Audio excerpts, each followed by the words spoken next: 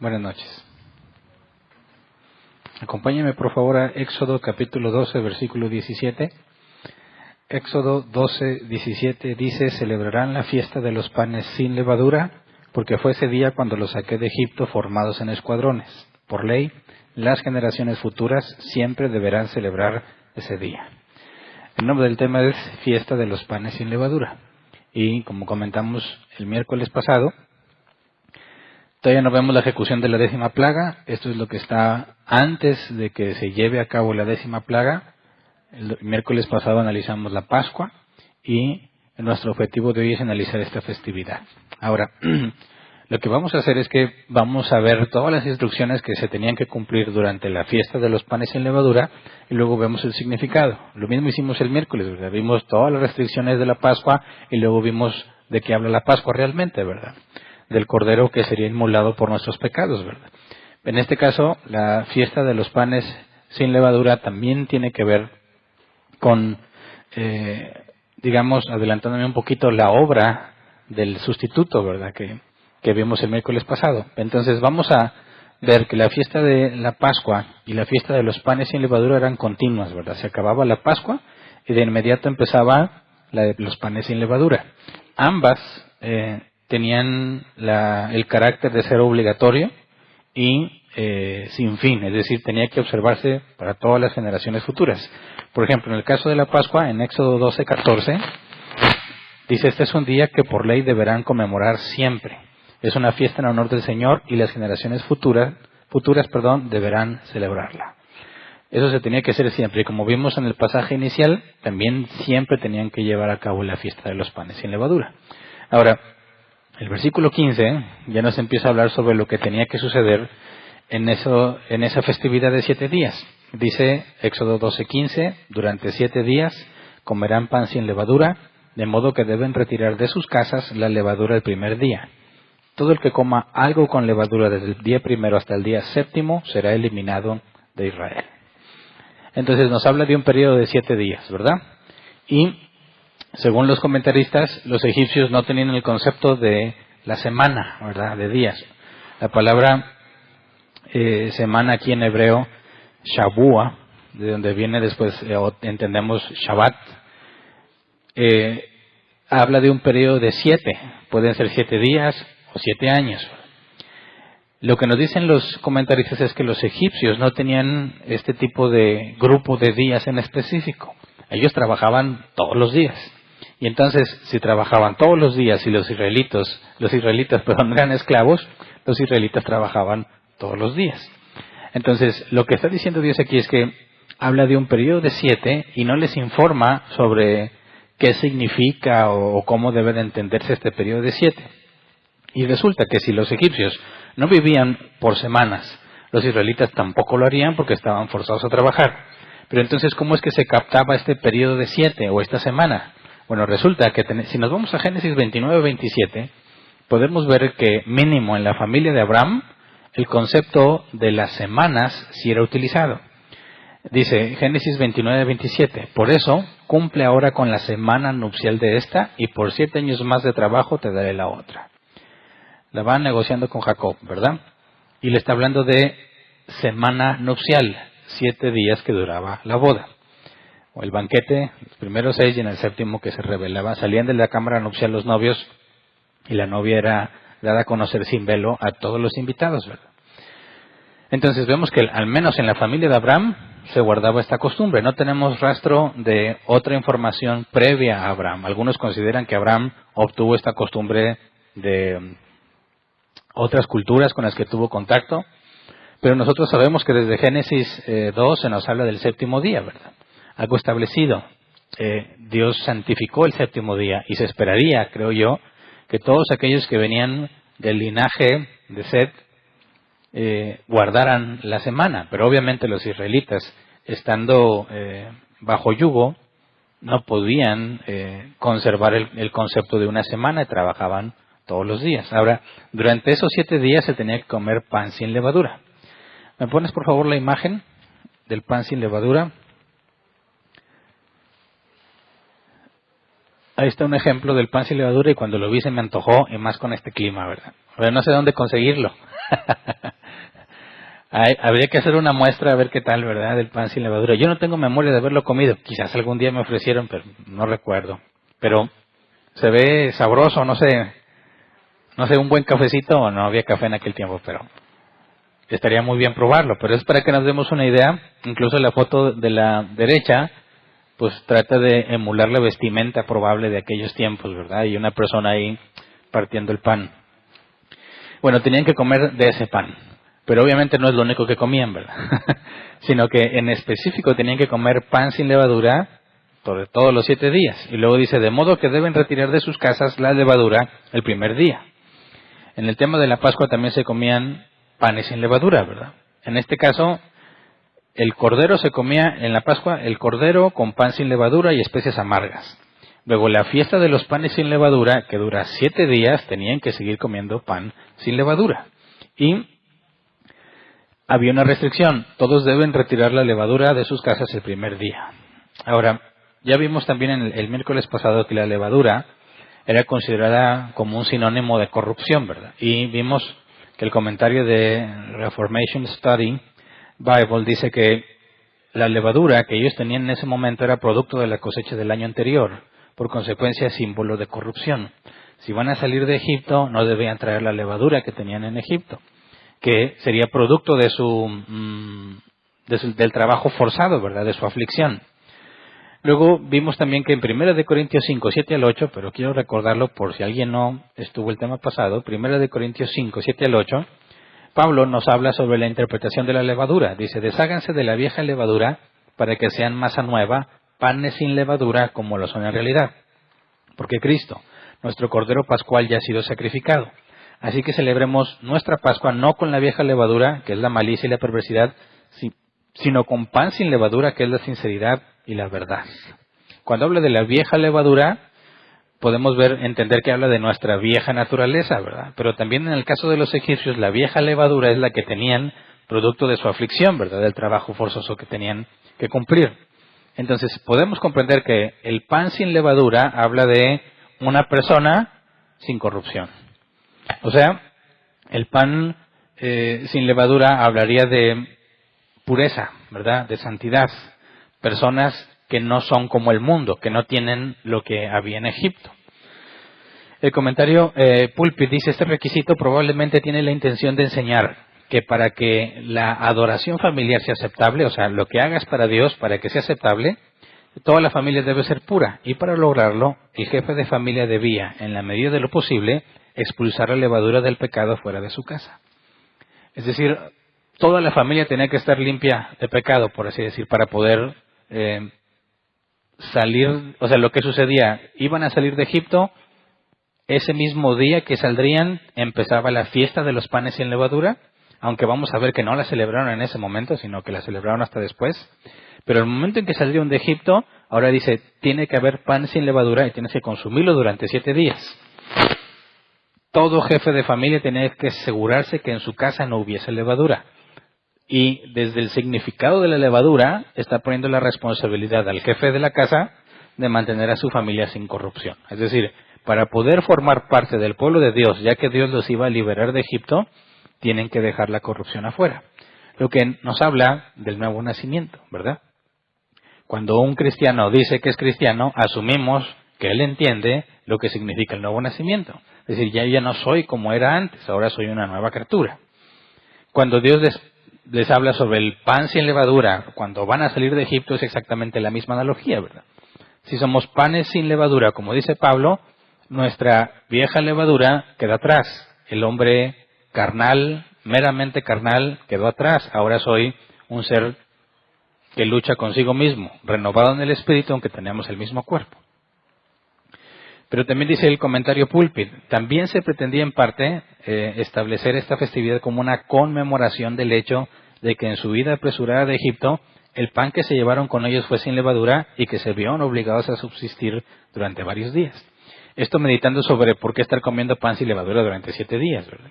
Era, como considera el comentario Pulpit, que sería un recordatorio de lo que ellos batallaron después para salir.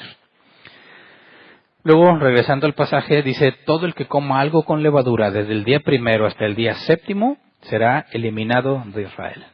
Ahora aquí la palabra eliminado es el hebreo karaz, que se traduce como cortado o cortar. Y hay opiniones divididas en cuanto a cómo se llevaba a la práctica esta instrucción. ¿Les quitaban la vida o simplemente los corrían del pueblo? El comentario Pulpit dice, cuando se habla de ser cortado de Israel, hace referencia a ser expulsado, excomunicado. Dice, la iglesia tiene la misma condena para el hombre que no se arrepiente, hablando de la excomunicación, desde Mateo 18, 15 al 17.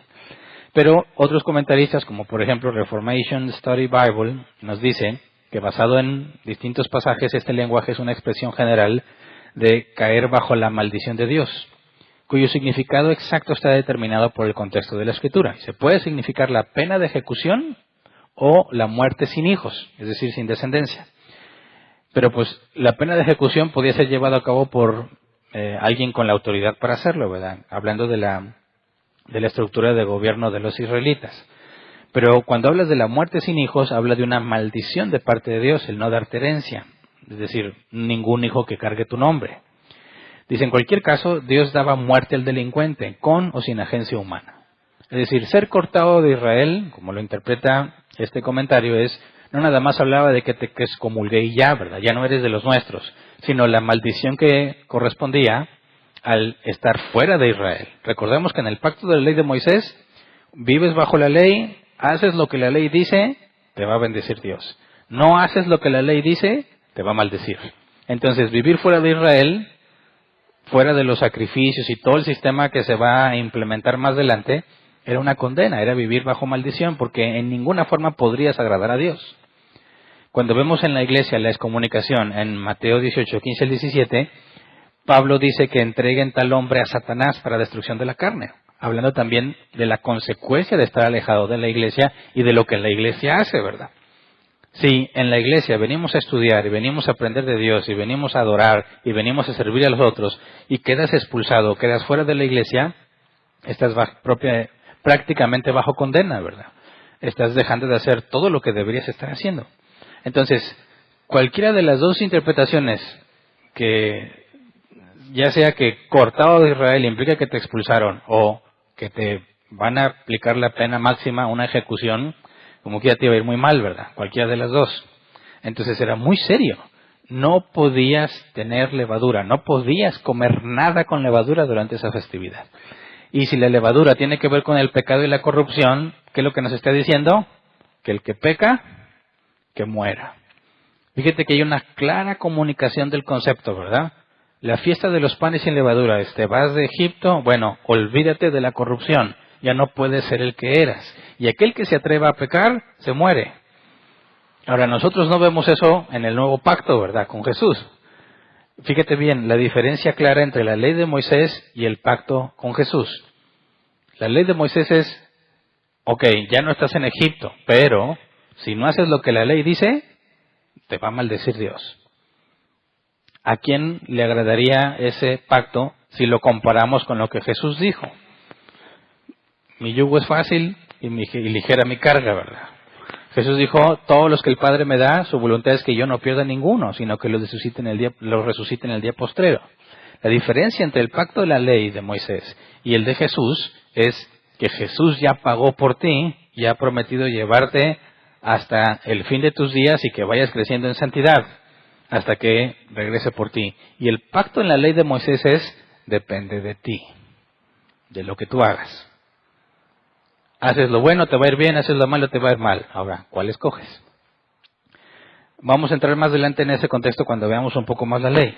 Pero podemos ver entonces que era una festividad que si no la observabas correctamente, te mataban o quedabas excomunicado, expulsado de los israelitas. Así que era muy serio.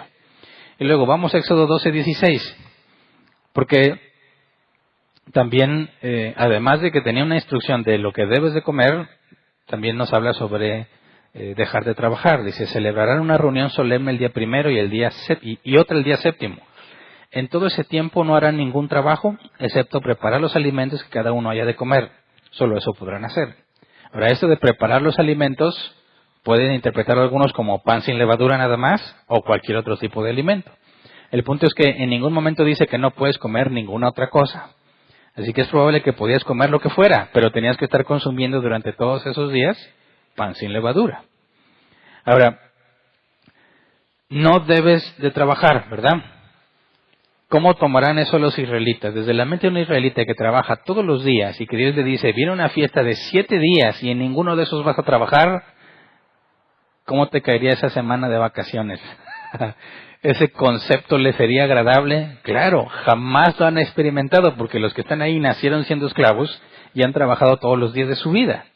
Pero Dios les dice, cuando te salgas de Egipto, siempre, cada que llegue el día en que te acuerdes, el 14, que se va a celebrar la Pascua, vas a tomarte una semana de vacaciones, por ley, una semana al año.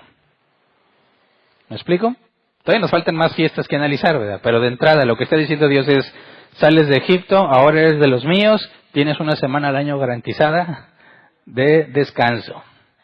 Yo pienso que debe haber sido recibido con muy buena, de muy buena gana, ¿verdad?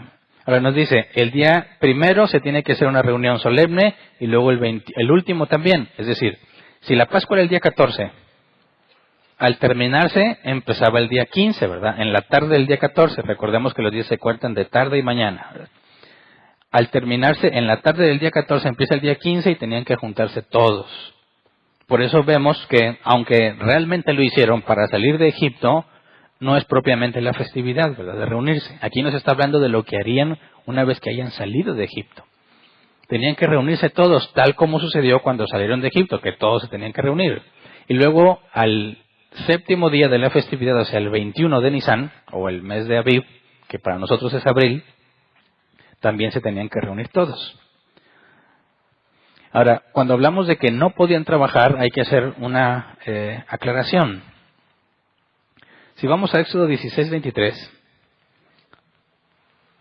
dice, esto es lo que el Señor ha ordenado, les contestó, mañana sábado es día de reposo consagrado al Señor, así que cuezan lo que tengan que cocer y hiervan lo que tengan que hervir, lo que sobre apártenlo y guárdenlo para mañana. Aún estudiamos la implementación del sábado, ¿verdad? Pero el sábado tenía una restricción todavía más rígida. Si te fijas, en la fiesta de los panes sin levadura sí podías cocinar. Para el sábado, cada séptimo día, no podías cocinar. Y se entiende, ¿verdad? ¿Cómo te preparas para una fiesta de 7 días donde no puedes hacer nada, ni siquiera hacer de comer? No es viable. Pero para el día séptimo, el Shabbat, no podías trabajar ni siquiera para hacerte de comer. Entonces vemos que en la fiesta de los panes sin levadura la restricción no era tan estricta, pero por obvias razones, ¿verdad? No podría ser factible.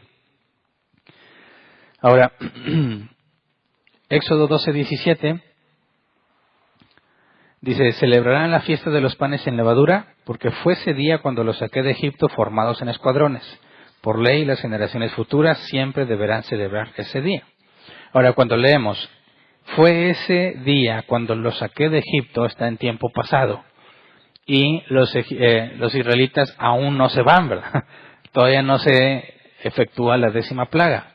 Esto lleva a algunos a pensar que este texto fue agregado después, ¿verdad? Que no fue información que Moisés recibió directamente en el orden secuencial del tiempo, sino que la recibió después y la metió aquí, explicando lo que estaba sucediendo, ¿verdad? Porque no tenemos referencia que cuando salen de Egipto estuvieran guardando esta festividad. Entonces es posible que haya sido, el propio Moisés haya metido esta información aquí después y por eso se explica que dice, ese día lo saqué, cuando no aplica porque todavía no salen, ¿verdad? Entonces es una teoría. Otra es simplemente hablar en sentido figurado de como si ya hubiera pasado eso que iba a pasar, ¿verdad? Que también sería posible. Ahora, ¿pero qué significa? Que dice, los saqué de Egipto formados en escuadrones. Aquí habla, formados en escuadrones es un concepto militar, ¿verdad? Y si vamos a Éxodo 13:18, nos puede dar una idea de por qué. Éxodo 13:18 dice, mas hizo Dios que el pueblo rodease por el camino del desierto del Mar Rojo y subieron los hijos de Israel de Egipto armados. Entonces, como iban al despoblado, ¿verdad? Y podían ser atacados, estaban todos armados. De ahí la idea del concepto militar de salir por escuadrones, ¿verdad? Porque no iban propiamente como simplemente a pasearse, ¿verdad? Y estaban listos para defenderse. Y más adelante vamos a ver la problemática que enfrentaron, ¿verdad? Entonces, empieza a tomar forma, dice, a ver, estoy en la Pascua, ya hice panes sin levadura, van a ser librados de la muerte, y luego entra un periodo de descanso de 7 días, donde nada más te haces de comer. ¿Qué haces durante 7 días y nada más tienes que hacer de comer? ¿A qué te dedicas? ¿Qué harías todo ese tiempo? Ahora piensa en un israelita que todos los días ha trabajado, jamás en su vida se ha levantado y ha dicho, ay, no hay nada que hacer. ¿Cuál sería la expectativa del israelita de lo que va a pasar cuando salga de Egipto? Vas a descansar 7 días. Sabemos que ellos van a empezar un viaje y no es descanso, ¿verdad? Pero pensando en lo que vendría después, dice, voy a descansar durante 7 días seguidos. ¿Qué haces en esos 7 días seguidos? Toda la gente libre. ¿Qué tipo de actividades harían? No puedes hacer trabajo. No puedes decir, oye, pues déjame hacer unas mejoras aquí en mi casa. No se puede. Oye, pues vamos a echarle ahí mano, no, vamos a ayudar a preparar la tierra. No se puede.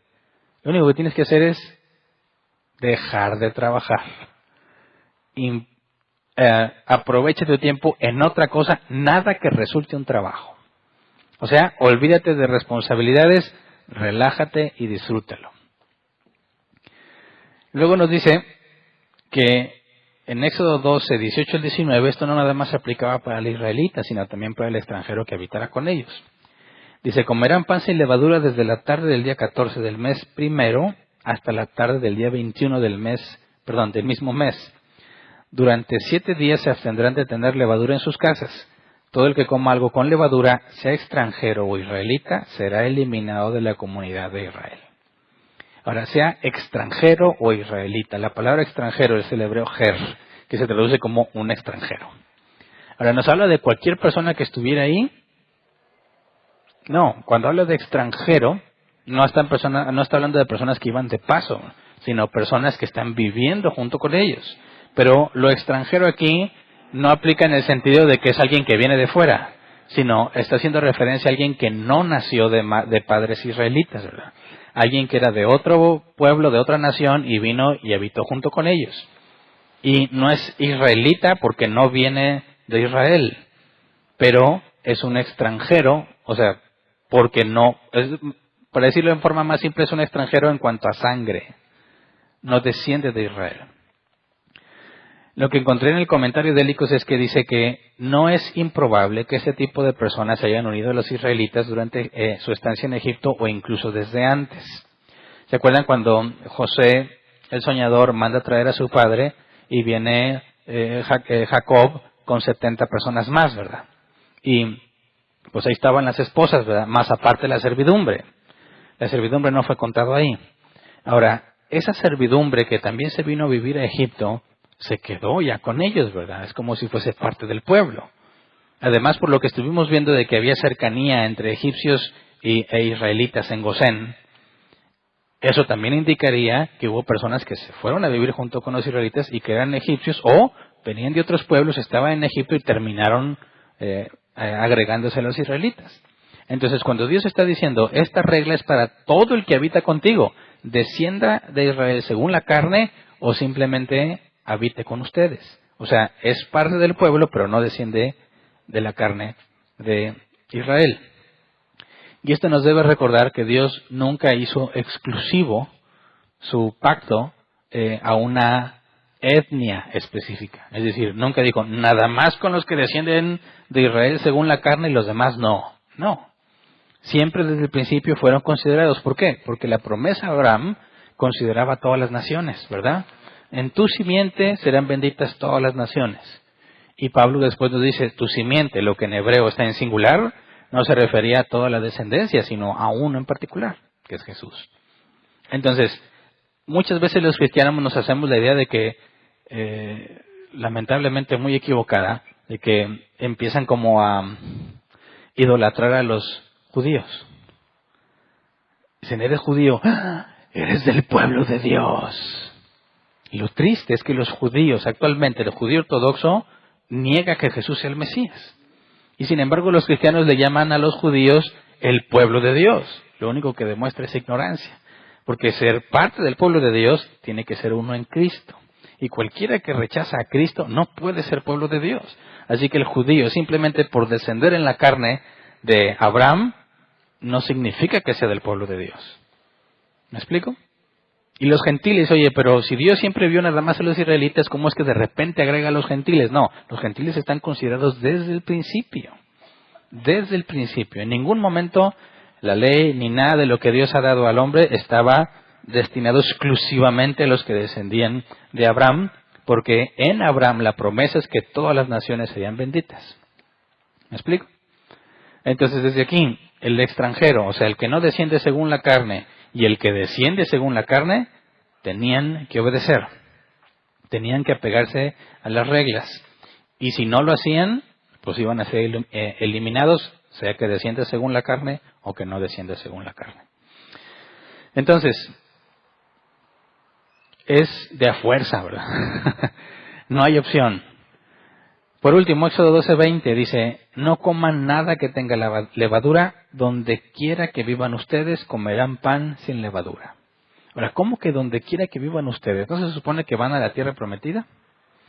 Todos los israelitas tienen en mente, nos vamos a la tierra prometida y ahí vamos a estar todos. Sin embargo, Dios les adelanta, no van a comer nada con levadura durante esta festividad, donde quiera que vivan. Y esto es un adelanto que los israelitas no pueden comprender, porque todos los que están escuchando esas instrucciones, o casi todos, van a morir en el desierto, sin entrar a la tierra prometida, y van a estar vagando 40 años en el desierto, sin lugar fijo. Tenían que moverse siempre que la nube se moviera, ¿verdad? Entonces, fíjate, no comerás nada que tenga levadura, donde quiera que vivas, era un adelanto de que no iban a la tierra prometida. No iban a un lugar fijo. Y los niños o los descendientes de ellos que sí alcanzaban a entrar, pues no sé si todos tenían edad para comprender, ¿verdad? Pero lo vivieron en carne propia, moviéndose de un lado a otro y del otro lado tenían que guardarlo. Así que es un detalle muy específico que avisaba lo que iba a suceder. Ahora, con eso tenemos todas las instrucciones, ¿verdad? Ok, queda claro. 7 días, no trabaja solo para hacer comida, comes pan sin levadura. Quien desobedezca, lo eliminan. Ok, ¿qué significa? ¿Para qué hace Dios esto? Además de la analogía de la levadura, ¿verdad? Que tienes que quitar la levadura de Egipto. Tienes que dejar todo lo que es pagano, todo lo que no es de Dios, tienes que dejarlo atrás, porque ahora ya no eres de Egipto, ¿verdad? Ahora eres del pueblo de Dios. Ok, pero ¿cuál es el propósito o de qué nos habla esta festividad? En el caso de la Pascua, apuntaba todo hacia algo, ¿verdad? Hacia Jesús, hacia el Cordero de Dios que quita el pecado del mundo. Bueno, esta festividad, ¿a dónde apunta? ¿Qué tiene que ver esto con Cristo también? Pues notemos, el día 14 es el segundo día séptimo del mes, ¿verdad? O sea, si el año empezaba en el día 1 del mes de Aviv, el día séptimo pues era el primer día 7, ¿verdad? El día 14 cuando se celebra la Pascua también es el día 7, ¿verdad? Y luego sigue un periodo de 7 días. En la Biblia vamos a encontrar que hay ciertas cosas que tienen un patrón numérico, ¿verdad? Y aquí nos está hablando del 7. ¿Qué significa en la Biblia el número 7? Lo hemos dicho varias veces. Perfección, pero perfección en el sentido de plenitud, ¿verdad? De que tiene todo lo que debe de tener y no le falta nada. También se entiende como totalidad, algo que está totalmente terminado. Pero ¿de dónde viene esto? Vamos a Génesis capítulo 2, versículo 2 al 3, Reina Valera 60, por favor. Génesis 2, 2 al 3. Dice, y acabó Dios en el día séptimo la obra que hizo, y reposó el día séptimo de toda la obra que hizo. Y bendijo Dios el día séptimo y lo santificó, porque en él reposó de toda la obra que había hecho en la creación. Notemos que en el periodo de los 7 días de los panes sin levadura deben reposar. Dios reposó en el día séptimo. ¿Cuál es la conexión ahí? Primero hay que aclarar, por si alguien no ha estado con nosotros cuando hablamos de estos temas. El hecho de que Dios repose no significa que Dios descanse. Si tú ves la palabra reposo, en hebreo es Shabbat. Se traduce como poner fin, cesar, detenerse o reposar. Y muchos lo entendemos como descansar. Pero si Dios reposa, es decir, si Dios descansó, desde esa manera de entenderlo, si Dios descansó en el día séptimo, eso nos lleva a un problema con su omnipotencia, ¿verdad? Porque Dios no se puede cansar. Si Él es todopoderoso, no puede haber un punto en el que necesite reponer energías, porque Él tiene todo el poder para hacer lo que le plazca. Entonces, ¿qué hizo Dios en el día séptimo? No descansó. Y vamos a ver más adelante, si Dios le permite, cómo Jesús entra en conflicto con los hombres de aquel tiempo, contemporáneos a Él, porque ellos interpretaban que en el reposo no podías hacer ningún esfuerzo físico. Y Jesús les dice, hipócritas, ¿quién de ustedes no desata su burro, aunque sea día de reposo, verdad? Entonces Jesús hablaba del reposo en un contexto totalmente distinto de lo que ellos entendían. Ellos tenían y todavía tienen limitaciones de que no puedes caminar cierta distancia, no puedes hacer cierto esfuerzo, ciertas cosas muy específicas y minuciosas de que si levantas algo, bueno, ¿qué tanto pesa ese algo para ver si es un trabajo? Y tiene que pesar menos de tanto, ¿verdad? Y si me voy a trasladar, tienes que cuidar la distancia porque si no ya es trabajo. Y Jesús les dijo claramente, no se trata de eso, no sean hipócritas. Entonces, ¿de qué nos habla ese reposo? ¿Y por qué Dios le pide que reposen durante 7 días? Bueno, vamos a Salmo 132, versículos 7 al 8. Salmo 132, 7 al 8 dice, vayamos hasta su morada, postrémonos ante el estrado de sus pies. Levántate, Señor, ven a tu lugar de reposo, tú y tu arca poderosa. Y aquí está mencionado la misma palabra hebrea, reposo. Ven a tu lugar de reposo. Luego vamos al versículo 13 al 16. Dice, el Señor ha escogido a Sión. Su deseo es hacer de este monte su morada. Este será para siempre mi lugar de reposo. Aquí pondré mi trono, porque así lo deseo. Bendeciré con creces sus provisiones y saciaré de pan a sus pobres. Revestiré de salvación a sus sacerdotes y jubilosos cantarán sus fieles. Así que aquí el salmista nos está ilustrando lo que el reposo significa. Si nos habla del lugar de reposo donde Dios pone su trono y dice, de ahí resulta que bendecirá con creces sus provisiones y saciará de pan a sus pobres y revestirá de salvación a sus sacerdotes y jubilosos cantarán sus fieles, ¿cómo sería el lugar donde Dios está, fija constantemente y desde ahí gobierna? ¿Qué clase de lugar es ese? ¿Por qué nosotros anhelamos que Cristo venga? ¿Qué va a pasar cuando venga? Va a reinar. ¿Y qué es lo primero que va a hacer cuando reine? Nos dice Mateo, traerá a sus enemigos y pedirá que los degollen delante de él. ¿Qué significa eso? Paz. Porque sin enemigos no hay guerra. Cuando Jesús venga a gobernar, va a establecer un reino de paz. Va a acabar con los enemigos. Ahora, ¿cómo será el lugar donde Dios habita? ¿Cuál es la consecuencia de que Dios esté en algún lugar? Dice que donde está el Espíritu del Señor, ahí hay libertad. ¿Libertad de qué? Fíjate bien, vamos amarrando las cosas, ¿verdad? Dios reposó el día séptimo. El salmista nos revela, donde Dios reposa es donde pone su trono. De ahí entendemos que el reposo de Dios está asociado con la idea de que Dios gobierna en ese lugar. Y si Dios gobierna en ese lugar, hay toda clase de beneficios, ¿verdad? Ahora, cuando Dios reposó en el día séptimo, Adán y Eva eran los gobernadores, ¿verdad? Con autoridad delegada por Dios. Y no había pecado. Todo era bueno. ¿Pero qué pasó? Vamos a Génesis 3, 23 al 24, después de que pecaron, ¿verdad? Dice, entonces Dios el Señor expulsó al ser humano del jardín del Edén para que trabajara la tierra de la cual había sido hecho. Luego de expulsarlo, puso al oriente del jardín del Edén a los querubines y una espada ardiente que se movía por todos lados para custodiar el camino que lleva al árbol de la vida. Cuando Adán y Eva pecan, hay una separación, ¿verdad? Dios sigue estando en Edén, donde reposa, donde puso su trono, pero Adán y Eva los expulsa, es decir, quedaron lejos del reposo de Dios, del gobierno de Dios. ¿En qué consistía lo que iba a pasar cuando comían del fruto del árbol del bien y del mal? Iban a independizarse de Dios. Entonces esta expulsión es el cumplimiento de lo que ellos quisieron. Ustedes váyanse. No pueden estar en el lugar donde Dios reposa. Por consecuencia, la tierra les daría espinas, hierba, con el sudor de su frente obtendría el pan. Eva tendría dolor, trataría de dominar a su marido. ¿Qué es lo que pasa cuando Dios no está? Sufres. ¿Me explico? Ahora, cuando nos habla del reposo de Dios y luego la ausencia del reposo de Dios, entiendes que donde Dios gobierna, tú quedas libre de la condenación. Cuando Dios reposaba en Edén y Adán y Eva estaban con Él, no había pecado.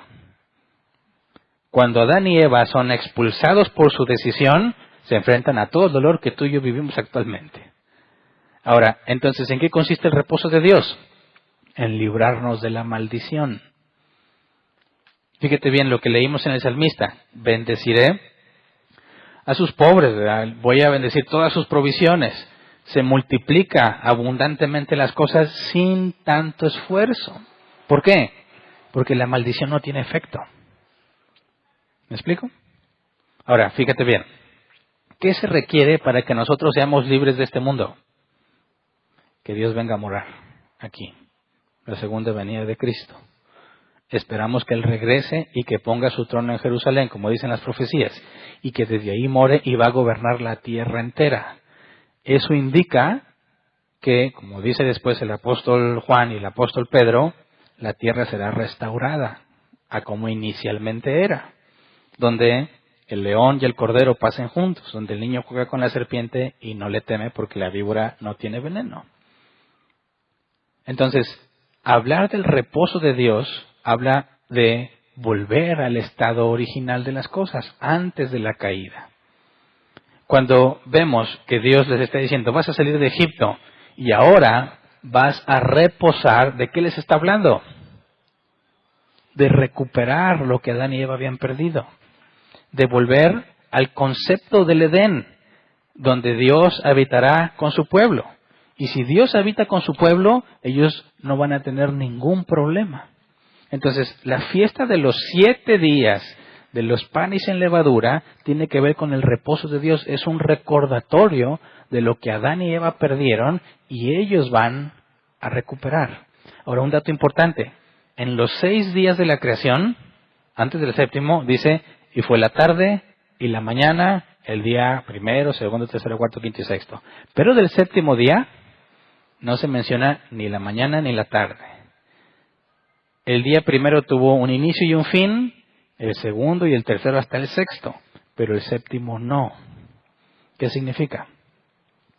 El autor de la carta a los Hebreos, que no vamos a profundizar hoy, porque lo vamos a ver hasta que estudiemos el Shabbat, el día de reposo, nos dice, aún hay un reposo pendiente y todavía puedes entrar a él. ¿A qué se refiere?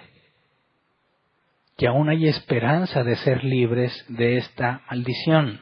Aún hay salvación. El reposo de Dios está asociado con la salvación del hombre. Regresar a la comunión perfecta, donde Él mora con nosotros y donde hay paz. Entonces, cuando le dicen los israelitas, vas a salir de Egipto, no puedes tener levadura y vas a reposar, ¿de qué les está hablando? De la esperanza de recuperar lo que Adán y Eva perdieron. Está diseñada esa fiesta para que te acuerdes del reposo que perdió Adán y Eva y por consecuencia tú y yo nunca hemos experimentado en carne. Y vamos a ver más adelante que el autor de los Hebreos nos dice que Cristo es nuestro reposo. Por medio de Él, nosotros entramos al reposo de Dios, a la reconciliación, al dejar atrás la maldición y poder estar en armonía y en paz, en comunión con Dios, que es lo que logramos a través de Cristo. Entonces, fíjate bien lo interesante de la fiesta. Le dice, vas a celebrar la Pascua y de inmediato vas a celebrar el reposo. Jesús dijo que Él era Señor del reposo. ¿Qué significa eso? Él determina a quién se lo da. Él es el dueño del reposo de Dios y Él puede hacer que quien Él quiera entre a ese reposo. Así que el recordatorio que Dios les da, es decir, vas a experimentar que un sustituto va a tomar tu lugar y que la casa entera tiene que comer de ese cordero, lo que veíamos que ese cordero tenía que estar en ellos, ¿verdad? Así que el sustituto lo que va a hacer es que inmediatamente una vez que paga por ti y está en ti, te lleva al reposo de Dios. Obviamente los israelitas todavía no entran en la tierra prometida, ni van a entrar la gran mayoría de ellos. Pero está apuntando, como dice que es para las generaciones futuras, no está pensando nada más en ellos, sino que cada vez que se celebre, cada vez que inicie otra vez el año para ellos, el día 10 tienen que ir a buscar un sustituto, un animalito, el día 14 lo van a tener que matar, y luego entran a un periodo de 7 días de reposo. Es un recordatorio anual, es una esperanza anual de recuperar lo que Adán y Eva perdieron, de una reconciliación con Dios y de dejar atrás el pecado y la maldición. ¿Qué tiene que ver esto con Cristo? Que Jesús dijo, mi yugo es fácil y ligera mi carga. Él dijo que Él era Señor del reposo. ¿Qué significa eso? Que Él es el único medio por el cual puedes acceder al reposo de Dios. En pocas palabras, a la salvación, a la paz con Dios. Porque ya no habría enemistad entre nosotros y Dios, porque nuestro pecado fue borrado a causa del sustituto. Entonces era una clara comunicación de la esperanza, de la salvación que solamente Dios puede dar. Y vamos a ver más adelante que cada día 7 es un recordatorio de eso.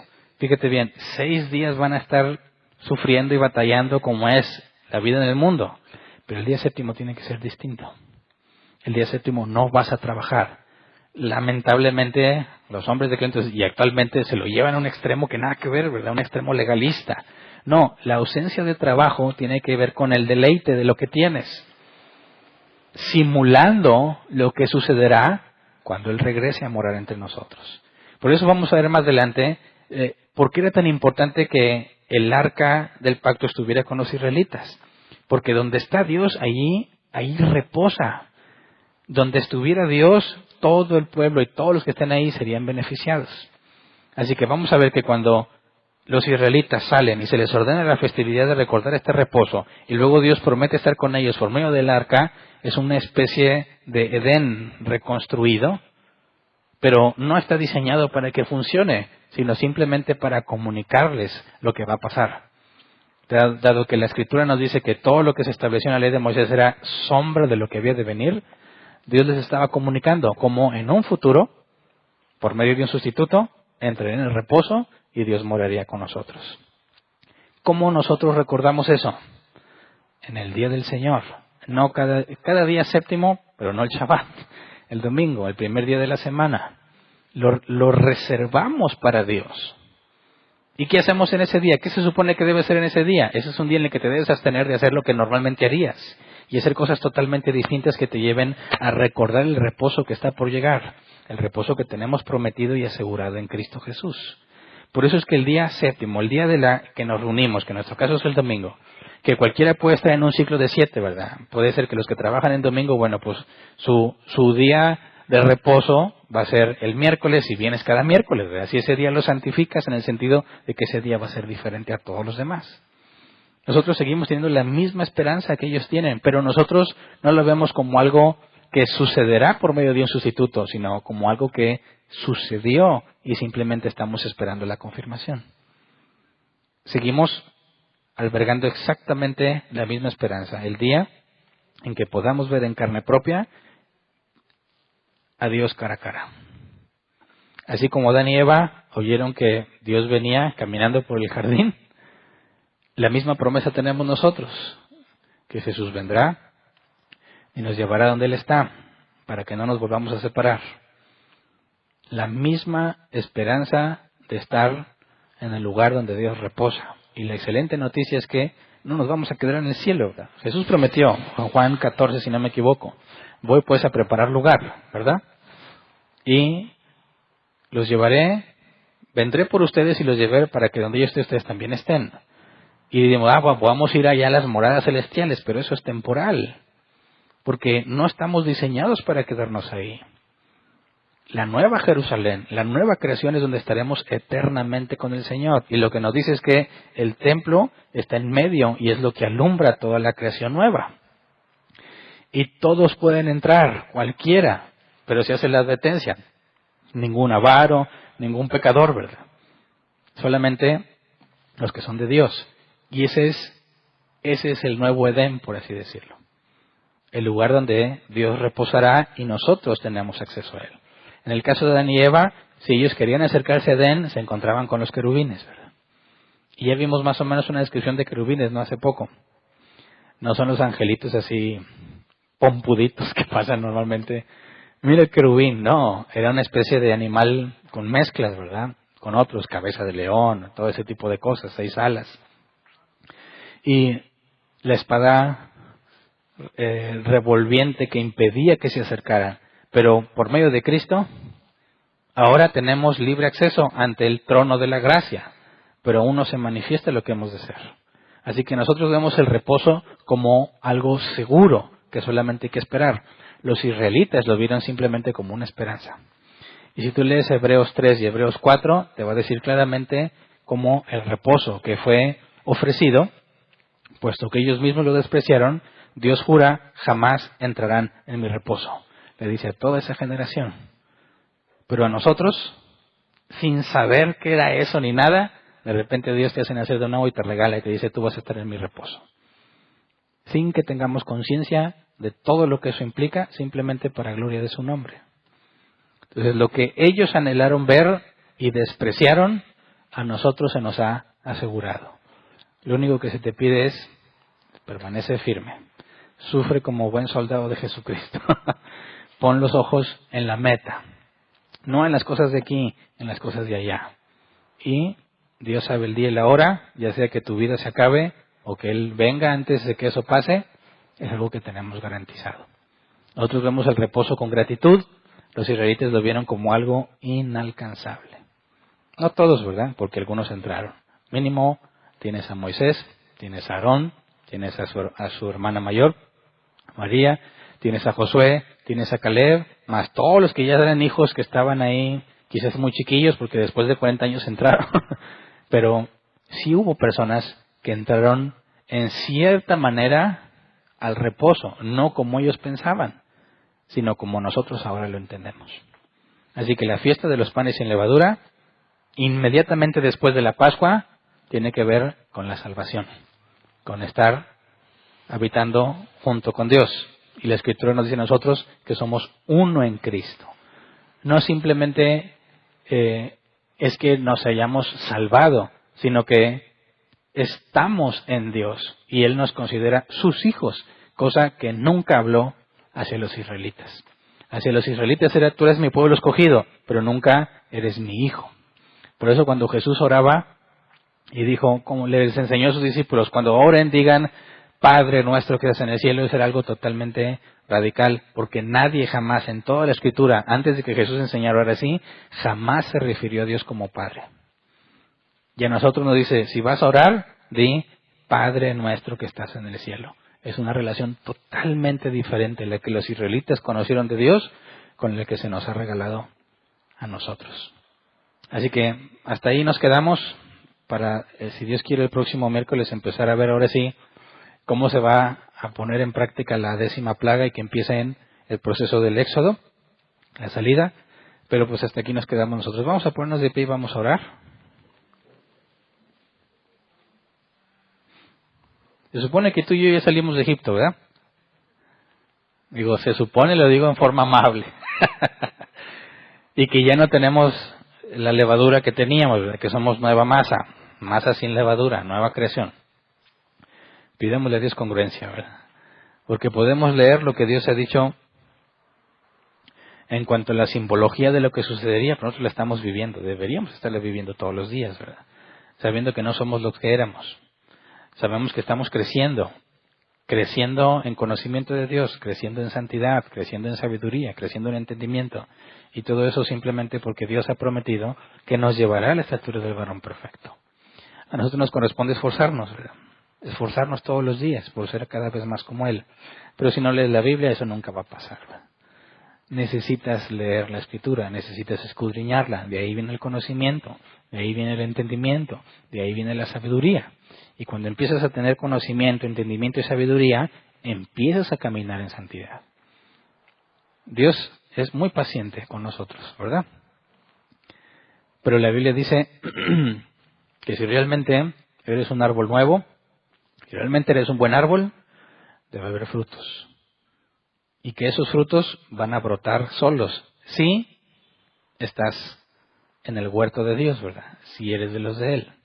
Así que hay que estudiar, hay que leer, hay que escudriñar. Y eso va a empezar a cambiar nuestra manera de pensar. Y eso es lo que la palabra arrepentimiento significa. Cambiar nuestra manera de pensar. Y cuando cambia tu manera de pensar, tus acciones cambian. Porque ya no eres el mismo. Ahí está el proceso de transformación. Que todos debemos de seguir. Ninguno de nosotros va a avanzar como debiera de avanzar sin escudriñar.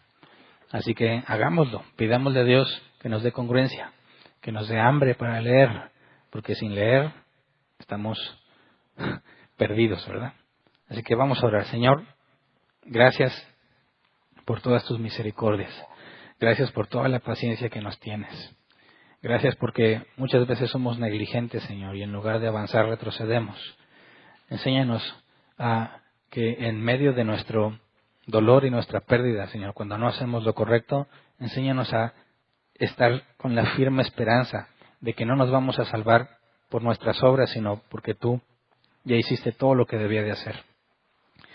Esto no significa que yo no voy a hacer nada, Señor, o que me vas a salvar sin que tenga buenas obras, sino que confío en que si yo hago lo que me corresponde, Señor, buscarte en tu palabra, buscarte en oración, tratar de entender lo que tú escribiste, Señor, tú vas a hacer que ese conocimiento se convierta en sabiduría. Por consecuencia, empieza a crecer en santidad. Enséñame, Señor, a ver cómo las cosas que nos parecen insignificantes realmente son nuestras herramientas para un crecimiento continuo. Enséñanos, Padre, a confiar en medio de nuestras debilidades, que, como dijo el apóstol Pablo, diga el débil, fuerte soy, Señor. Como tú le dijiste cuando él te rogaba que le quitaras la aflicción que tenía en su cuerpo, bástate mi gracia porque mi poder se perfecciona en tu debilidad. Enséñanos a confiar en ti cuando somos débiles, Padre, y a no olvidarnos de ti cuando nos sentimos fuertes. Enséñanos a ver, anhelar el reposo que tú has prometido, Señor, no como una esperanza frágil que se puede perder, sino como una certeza, Señor, que aguardamos con esperanza. Anhelamos el día que regreses, Señor, pero no queremos partir de este mundo sin hacer lo que tú nos has mandado hacer. Enséñanos, Padre, a encontrar la esperanza cuando la necesitamos. Hoy cuando las cosas andan bien, no nos acordamos ni anhelamos tu reposo. Cuando las cosas andan mal, Señor, es cuando reflexionamos sobre lo que teníamos y anhelamos lo que solo tú puedes darnos. Por eso enséñanos, como dijo el apóstol Pablo, el apóstol Juan, a entrar confiadamente ante el trono de la gracia para recibir la misericordia que necesitamos, Señor, y seguir caminando. Enséñanos, Padre, a no caminar en vano. Enséñanos a morir a nosotros para vivir a ti.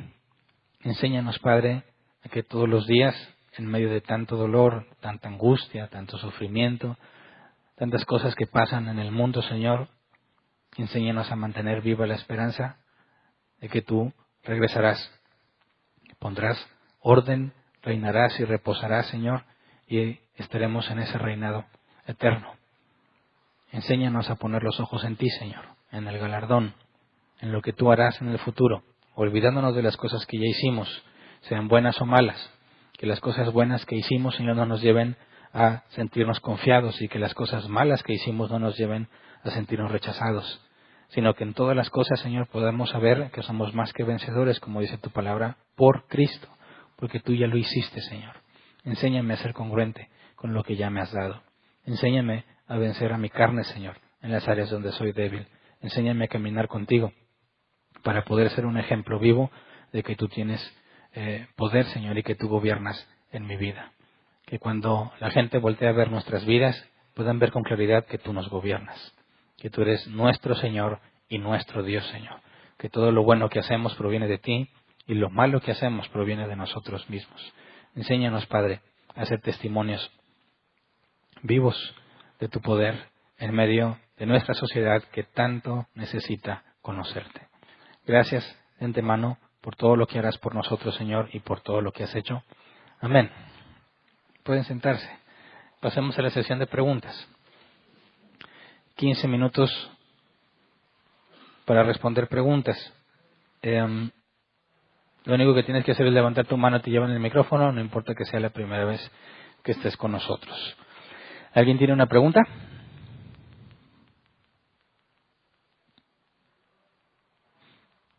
¿No? En línea hay una pregunta, ¿verdad? ¿Pasamos a la pregunta en línea?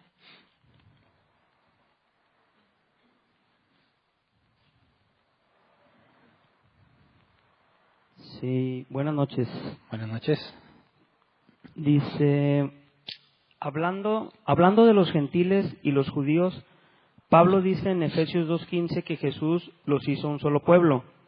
¿A qué se refiere con eso si ya eran un pueblo desde la promesa de Abraham?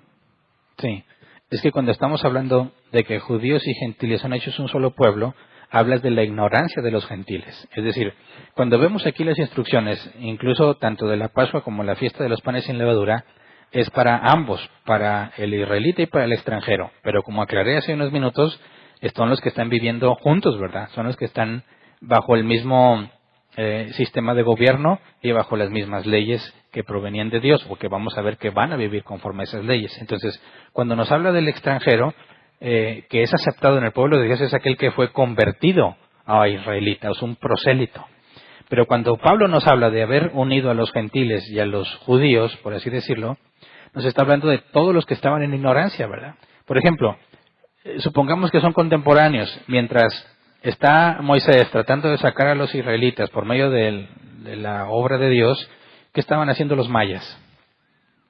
Acá los aztecas, no sé exactamente si son contemporáneos, pero por ahí andan, ¿verdad? ¿Qué estaban haciendo ellos?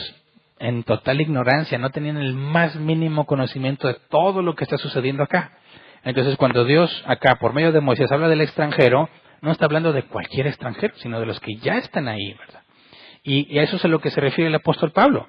Está haciendo que los gentiles, que, por ejemplo, acá en México, nada que ver con lo que está sucediendo en el otro lado del mundo. En el otro lado del mundo estuvo Jesús ministrando durante prácticamente 3 años y nosotros acá ni cuenta nos dimos. Pero ¿qué es lo que estaba haciendo? Uniendo a los gentiles con los israelitas o con el pueblo de Dios, aquellos que se les había revelado la ley, los profetas y el evangelio. Bueno, estaba haciendo que todos estos entre los gentiles que no sabían nada de Dios, por medio del evangelio, sean alcanzados. Cosa que nunca se había ordenado antes en la Biblia. Nunca se le dijo a Abraham que fuera e hiciera discípulos, ni a Moisés, a nadie, hasta que Jesús muere y resucita, y entonces dice, ahora sí, vayan por los gentiles. Esa es la parte en la que se refiere, que está uniendo a 2 en un solo pueblo. No tiene nada que ver con el contexto que estamos viendo en los israelitas, donde los extranjeros ya están ahí y ya vieron todas las maravillas de Dios en las 10 plagas. Así que el contexto es diferente. Ok, gracias. Es todo. Ok. Una vez pregunto, ¿hay preguntas aquí? Bueno, acá hay una pregunta.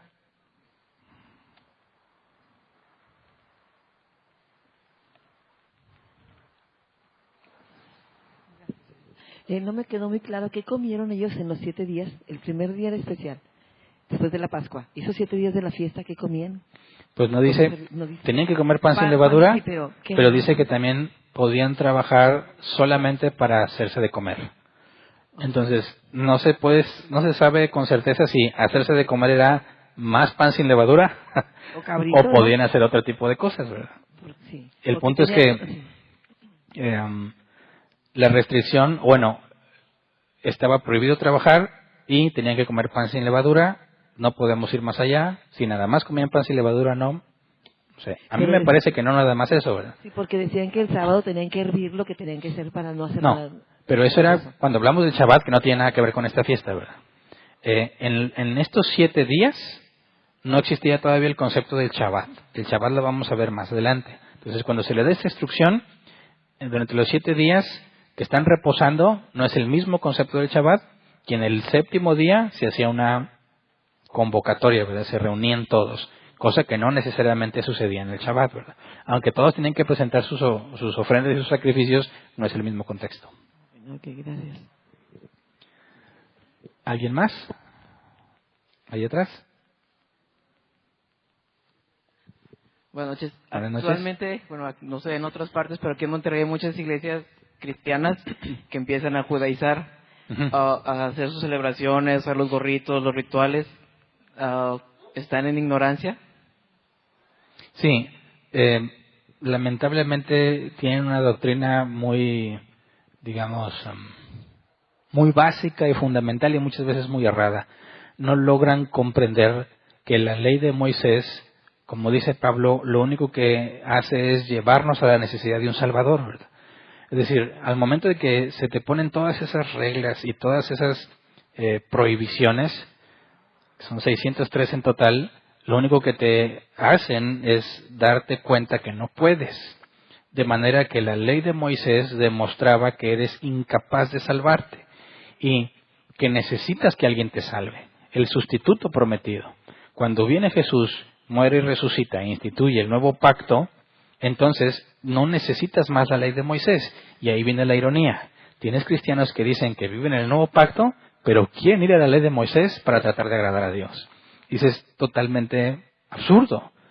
La única forma en que agradamos a Dios es por medio de Cristo, porque todas nuestras obras de justicia, dice la Biblia, son como trapos de inmundicia. Pero ellos, de una forma extraña, que les falta mucho conocimiento sobre la Biblia, piensan que pueden agradar a Dios haciendo cosas de la ley de Moisés. Además, muchas de las prácticas que tienen ni siquiera eran del tiempo de Jesús, ¿verdad? Las están inventando y las están revolviendo con otras cosas que nada que ver. Entonces, es imposible agradar a Dios por medio de las obras. Nadie en su sano juicio querría agarrar de la ley de Moisés para tratar de agradar a Dios, porque es imposible. El único que quiere tomar de la ley de Moisés para agradar a Dios es el que no entiende la ley de Moisés o está convencido, como los judíos actualmente están convencidos que pueden agradar a Dios por medio de las obras, a pesar de que se equivocan mucho. Y les preguntas, bueno, ¿cómo entonces Dios te va a justificar si cometiste muchos errores? Dice, bueno, haciendo más obras buenas. Hay cristianos que así piensan y entienden la vida cristiana. Me equivoco mucho, pero si hago muchas cosas buenas, pues me va a salvar. Y ven la ley de Moisés como una oportunidad de agregarle más obras buenas a su vida para que superen a sus obras malas y entonces se puedan salvar. Ahí está, me parece, el problema, que se saben salvos, ¿verdad? Y no niego que muchos de ahí sí sean, pero han sido muy negligentes o muy mal enseñados en cuanto a la Biblia y se pierden en este tipo de cosas. Deberían de leer Gálatas, Santiago y ver la terrible admonestación de que Gálatas insensatos, ¿quién los engañó? Que se quieren ir a la ley de Moisés para tratar de agradar a Dios. Pero bueno, leen esa carta y como que no se dan cuenta. Gracias. ¿Alguien más? Nadie más. Bueno, terminamos entonces con la sesión de preguntas y respuestas y terminamos con la sesión en línea. Les recordamos a todos los que nos acompañan en línea que mañana 7 p.m. hora México tenemos sesión de preguntas y respuestas. No nada más se tratan preguntas ahí referente al tema anterior, ¿verdad? Sino queda abierto para cualquiera de los temas que se han hecho en Árbol Plantado, cualquiera de la doctrina que hemos enseñado, ahí se puede aprovechar para hacer preguntas. No es una transmisión pública, se requiere que recibas un link para que puedas ingresar a la transmisión y si te interesa participar, algo totalmente gratuito, por favor mándanos un mensaje en Facebook para que te hagamos llegar las instrucciones. Así que si te quedan preguntas y no has podido responderlas, te espero el día de mañana. Gracias y espero que nos acompañen también el próximo domingo. Hasta luego.